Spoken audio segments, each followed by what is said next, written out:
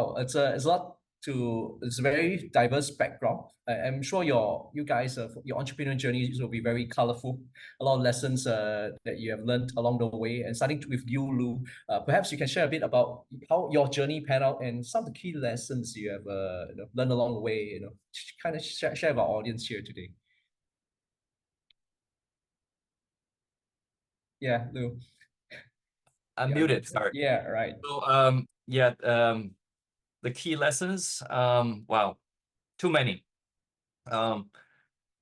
Well, as it just happened, I think, both me and Carl, we're very international. But I would suggest, since this is an entrepreneurial sort of webinar, it's very hard. It's very difficult to start a multinational or cross-border business. I would say even the big companies like Google or like, you know what I mean, right? All the companies like Yahoo, right? Only succeeded in US and Japan, right? So what I'm trying to say is that um,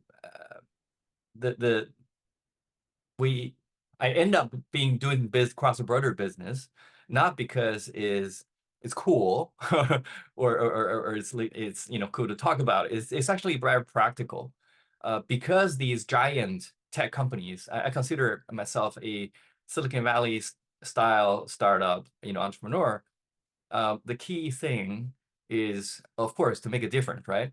But the key thing is to not to be squashed by competition initially. So there's a golden rule, I heard, rule of thumb, right? 90% of the company die in the first year, right? But you survive for 3 years and 90% of the chance you don't die, right? For a long time. So the key is not to die very early. And there are a lot of ways to die, but one typical way you die is because you have a good idea, and some big companies see what you're doing, and they did exactly what you do, and they squash you, right?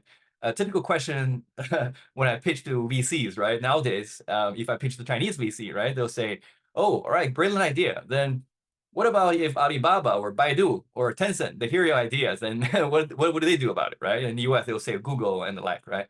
So I think the reason I'm doing what I'm doing right now is because it's very hard, right? I'm doing cross-border between Japan and China.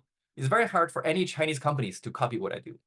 And on the other hand, it's very hard for any Japanese tech giants to also do what I do. So I'm basically living in the space between the giants, right? And I have a competitive vacuum, I would say, right?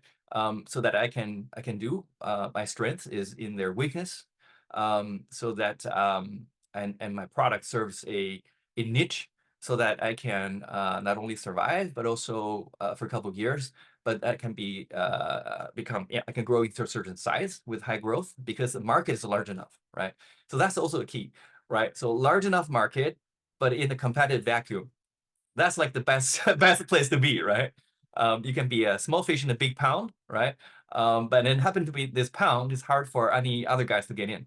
So you're the only fish in here for a while until someone get in. And when the people get in, you're already pretty big. I think that's sort of the key to